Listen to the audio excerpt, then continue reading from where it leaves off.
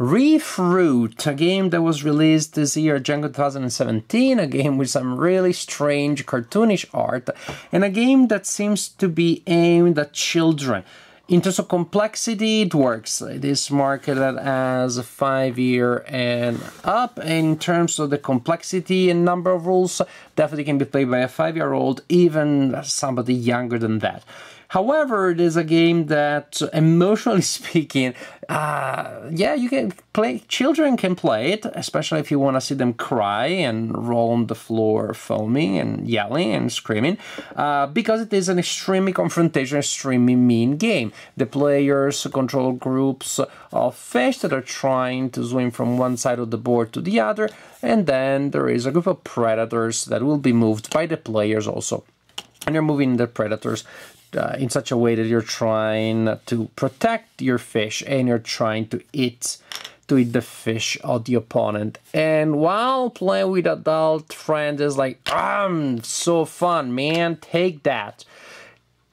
Take that moment does not work nearly that well if an adult is playing with the children or two children are playing with each other. I would say it's a game that cognitively 5 and up, emotionally for older children or for some really strange kids. I don't know how it works. The game has a bunch of possible predators, so you can choose which predators you want. The larger the predator, the harder the game will be. Each player gets a group of fish, and these fish are exactly the same. They're only differentiated by color, which is not good, not great at all, because of course it makes the game less accessible to colorblind or color challenged people. So the fish are here, minding their business, but then they're also thinking, oh, I would like to swim right in the direction of those terrifying predators that want to eat me. So the way it works, when it is your turn, you roll these 2 dice that show the icons of the nice, cute fish and the predators.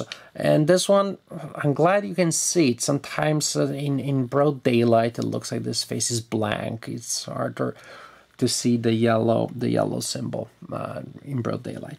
So it is your turn. You roll these 2 dice. And if you roll a predator, like I just did, I totally did not cheat there at all. If you roll a predator or 2, you move the predator or 2, and the predators always move before the fish. To move a predator, you choose one of the predators and you move them by 1 space orthogonally forward, up, down, never back, because they don't have the rear gear. They don't move that way. So that's it, I moved that predator that way. Now I'm gonna move a redfish, whether it is mine or not. If, suppose the redfish is here, and if I am the owning player, then I can move the fish orthogonally by 1 space, up, down, or forward. But I'm gonna move it anyways. If the symbol for the fish that I rolled is not one of mine, I choose a fish that matches the color and I move that fish forward by 1 space. So your fish will also move when it's not your turn. They will move automatically. They're not super smart, they're fish. So that's why I think I'll keep moving. That is so fun. Oh, look at that nice one. So that's how it works. So when you roll your symbol during your turn, hooray, you get to move them with some sentient element in a little more, in a way that makes a little more sense. When it is other people's turn, they just go all kamikaze.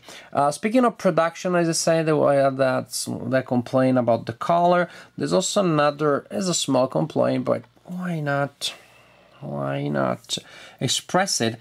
As you can see, the edges of the tiles of the fish are not straight, they're very thematic. It shows me the waves, etc. But then when fish are packed close to each other, as you can see there, then by moving them, they bump into each other much more, I feel that, than if the edges were straight. Also, if they bump into each other and they move each other much more than if the rectangles, the squares on the board, were a little broader. So this is how it works. Move predators and fish. Predators always before the fish. Fish with some freedom if they're yours. In a straight line if not. Fish that are in the same space as the predators are removed from the game. The first player to have a fish on the opposite side of the board is the winner of the game. So this is how Reef Root works. It's an okay game. I don't have anything against it too much, but for the fact that it is missing a certain sparkle, a certain tingling down the spine. But even it's clearly a simple game, and clearly it is for children. But I play a lot of children games with my daughters, and they're just games that are not much more complicated than this one, that somehow have a little more that fun factor, that excitement factor. And here there's a problem, of course, that when it gets exciting, it also gets really mean.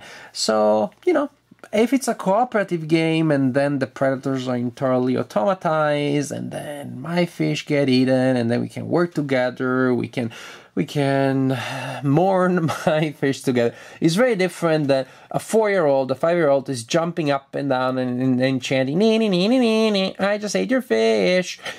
That's not gonna go well. That's not gonna be fun. So it is a game that encourages the kind of like super confrontational, super mean thing, which works much better in games for adults. I love cutthroat games, but I don't play them with my daughters. And I'm definitely not gonna pull this game out of the shelf and put it on the table in a game night with adult friends. Unless we're like really heavily intoxicated and this is all we can actually digest. This is as complicated a game as I can teach. But again, that doesn't happen all that often these days. Not enough meat to be an adult game, to be fun for me to play as an adult or with adults. Not the right emotional palette that I enjoy playing with my kids and that most kids this young would enjoy. You know, 10 and up, they may enjoy that, but by then probably they'll be playing Pathfinder or Dungeons and Dragons or Dungeons and Dragons board games. They have a lot other stuff that at that point they can play with. Cutthroat Caverns, they can play more complicated stuff, cooperative or cutthroat style. At this point, to me, this kind of like falls between the cracks. Not the right game for young children, not interesting enough for older kids, teenagers, or adults. And then maybe you like it, good for you, but to me it's a game that's a little bit without, at least in my family, in my group, is pretty much a game that doesn't have really a placement, a niche. It's not for me, it's not for my daughters. My daughter played it, actually, they even enjoyed it, and I was able, with humor, to diffuse emotionally